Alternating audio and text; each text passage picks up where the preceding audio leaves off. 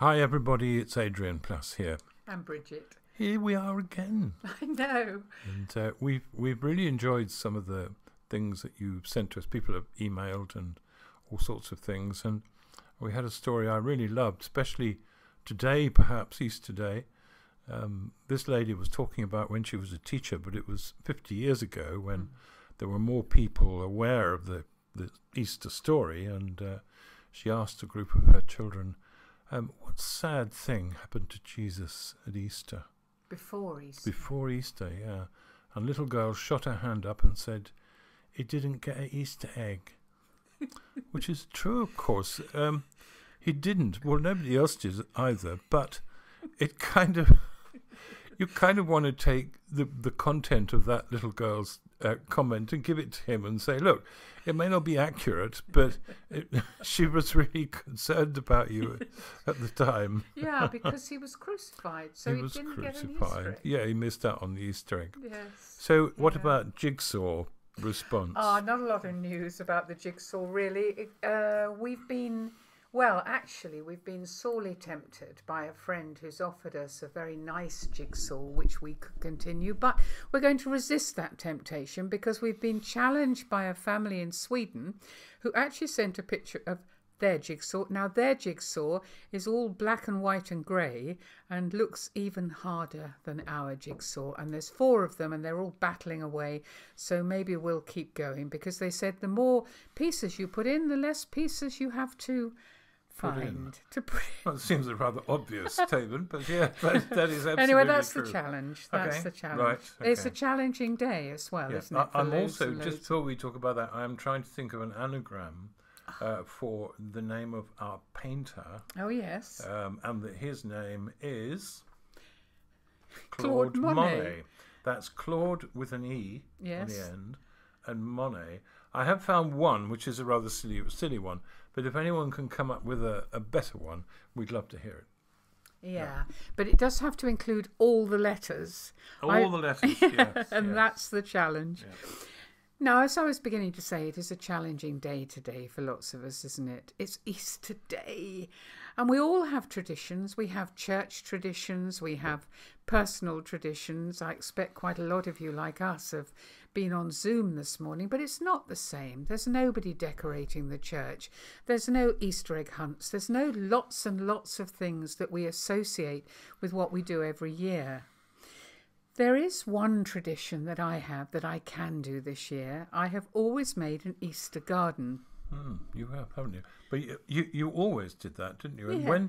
when you first mentioned it, because we never had it, I thought possibly you had an allotment when you were young, and you made this huge Easter garden, but it wasn't, was it? No, it was a tray, and on the tray I always put moss and tiny flowers and little tiny jars of flowers and then a stone or two to represent the tomb. And then I used to borrow Mary out of the nativity scene because she's always kneeling in our nativity sets, isn't she? And I used to borrow her so she could be Mary Magdalene at the tomb. I think it was, as our children were growing up, a bit of an antidote, to be honest, to the pile of chocolate that surrounded us for the rest of the day, but it's always been very special for me. How was it an antidote to the chocolate? Well, it was there, rather like we have a crib as well as distracting Christmas. From the chocolate. No, I just think that it was a reminder, I suppose. Something that really meant something. Yeah. And I think for me as well, it was an opportunity, and maybe especially when we had our 4 children growing up, to go out into the garden very, very early in the morning. It's always been important to me, the early morning. And I think one of the things that means a huge amount to me every single Easter is the idea that when Jesus died, the curtain in the temple rent, there was huge noises and thunder and goodness knows what. Dead people coming to life. Well, apparently so. That is And then Easter morning, it's so quiet. Jesus just slips back into the world. There are various stories, of course, about what happened that morning, but my favourite has to be when Mary, having first arrived, met the angels. The disciples come, they look at it, they go back again, they're not sure, they go back behind their closed doors.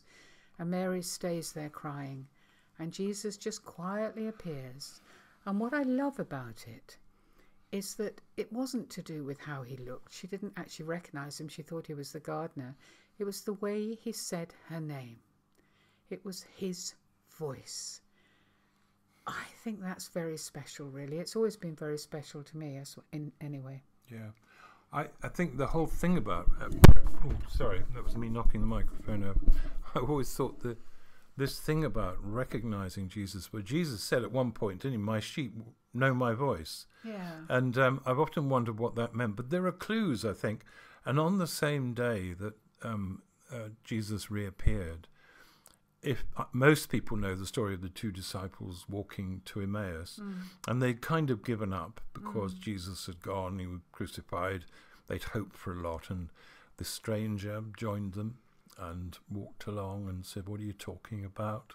And they told him, and he started to talk about the Bible and the lead up to what had happened so that they could understand. And then they still didn't know who he was. They arrive somewhere where the two disciples are going to stay. He starts to walk on, and they say, no, don't walk on, come back and stay with us. And they sit together for a meal.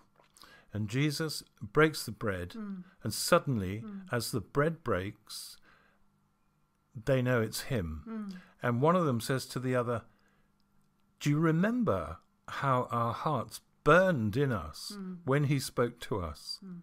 And I think I've almost known that there are times when something burns and you know it's him. And I wouldn't like to take that apart to explain exactly what it means, because it's obviously different for everybody. And it was different for everybody, wasn't it? I mean, when he... when he met the disciples in the upper room, all hiding away, it was different. It was different for each one. He understood good old Thomas. He knew Thomas needed to be able to put his fingers in the wounds. He understood that each person needed something that was right for them. That's why I don't mind that all the stories are slightly different and some of them don't seem to quite fit together. There's that sense of reality about it all. Yeah. Open their minds. You know what I think we have to do today? I think we have to open our imaginations. Well, he actually said that in the room where the disciples first saw him when he came back to life. Yeah. It says, the words say, he opened their minds. Now, there's not a lot of preaching about that, is there? Because open minds are a bit risky. But you're absolutely right. I think that's what we've got to look at. Yeah. And maybe look again at the traditions which we love, and see which ones really, really help us to hear the voice of Jesus, to hear his voice, to recognise him. We had a lovely, lovely friend in Hailsham where we used to live. And one day we were talking about heaven. And she said, because she loved walking the dog very early in the morning through a beautiful wood. It was her dreamy time. It was, and it was her time for praying and thinking and sorting things out. And maybe speaking to God, because she was relaxed and comfy. And she said, well, leaving God out of the picture for a minute, what I'd like heaven to be is like my morning walks with the dog, which made us laugh a lot, because the idea of leaving God out of heaven was perhaps a little harsh, seeing as how it was his. But, yes, it's a little bit difficult, yeah. But what we decided was that what it meant was that the God that she had known up to then, the God who was always cross with her, the God who she felt she never came up trumps with, maybe that God needed sort of dumping in a way, and a chance for a new God, to really open her mind, open her imagination to hearing from God all over again, hearing from Jesus all over again. What do you think? Yeah, well, the new God thing is something we've been involved with quite a lot, because a few times, not many, because if you get it wrong, it's disastrous, but a few times I've certainly said to people, I don't like your God very much. Exactly. If I were you, I'd get rid of that one. Yes. And I know somebody came back eventually and said, I really have discovered a different God to the one that I was stuck with. Yeah. And for those who feel trapped and lost in that area, it's not a bad thought, really. I'd like to tell people a story about something that happened to me. Yeah. In the church, we've got names for everything, which is really awkward. We talk the things that happen spiritually are called testimonies, and there are all sorts of things like that. That famous old chap Tozer said, Christians don't tell lies, they sing them. And we protect That's ourselves. another whole It's a thing whole to new think issue, about yes. Adrian But Plass. Can we stick to the point? we protect ourselves with these things. But I'll tell you what happened. When I had the breakdown about 30 odd years ago, it was bad, really. I mean, it was very tough. And right at the centre of it was the fact that my father was not a satisfactory father. I mean, I wish him well now. I understand better now. But he had great problems. And it was something that stuck in my craw, as it were, in terms of digesting the faith and what people said about God and all that. And it changed fairly radically one day when I went to meet a man called Michael Harper. Now, some people listening will remember Michael Harper. He was an Anglican priest and later an Orthodox priest, and he was involved in the very early charismatic movement, which was the one with all the spiritual gifts starting to emerge. And you kind of did hope, didn't you, that he would sort it, that somehow getting to meet him would be special. Yeah, well, I think I'd read too many Christian books, to be absolutely honest. And I wasn't going to say that, but I think that might be true. I think I did. But I went one evening. It was dark. I got the train up to Haywards Heath, and I went to see him. And he was very nice to me, and we sat together, and I told him what had happened about the crack up and everything, and he listened, and nothing happened. I don't know what I thought was going to happen, but I think, as I say, I read things and heard. A few fireworks. A few fireworks would be good.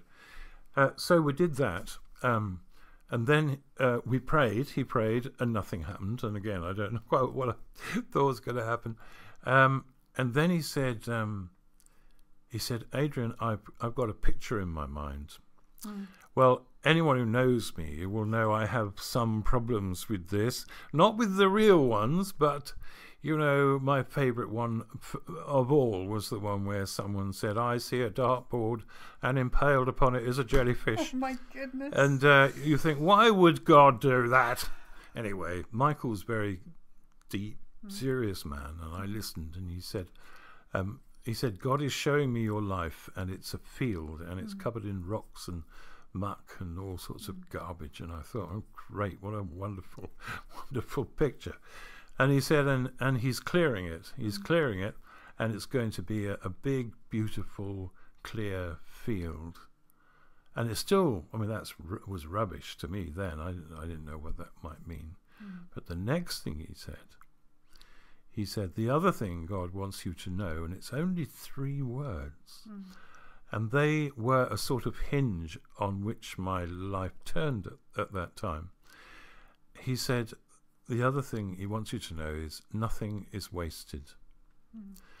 And the significance of that, I think, for me, I felt as though somehow the voice of God came through those words and said, it doesn't matter that you haven't edited yourself, that you're still what you are. I put my arms around everything you are.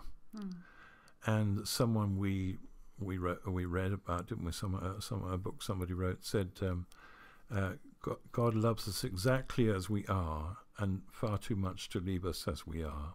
Yeah. But the beginning, for me, I was in tears as I walked to the station that night, and why? Don't know. Somehow the concept of God as Father had broken into me and changed something fairly radical. And it was a new beginning, wasn't it? And I think sometimes with the problem with something like testimony is there's always that feeling it's the thing that happens at the very beginning of your journey. That's when your life changed. But actually for lots of us, there are different points where there's a new beginning. And this is Easter. This is the new beginning day. This is when Jesus came back. And I think, you know, when I said we need to use our imagination, I mean, I mentioned a walk. Well, we only get one a day, one walk. And for a lot of people, that can't be the place where they always love to talk to God. But in our imaginations, maybe we can take a walk and we can invite God into the place we are most comfortable, most happy, and most relaxed. Absolutely. And say, Yeah. I would love a new beginning. Yeah. I would love to hear your voice. It could be so quiet. It could be so gentle. It could be thunderous.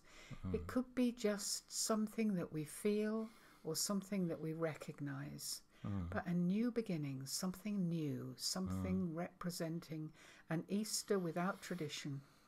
It'd be good, wouldn't it? It would. And we've no idea what it would be. No. And we know very little. We only know what's happened to us. Yeah.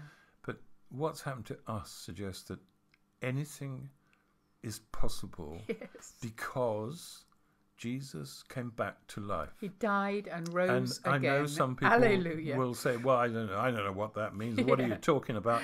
Well, I don't quite know what I'm talking about either. But that pattern, that truth, that final statement is inside me, and it burns in me. I know.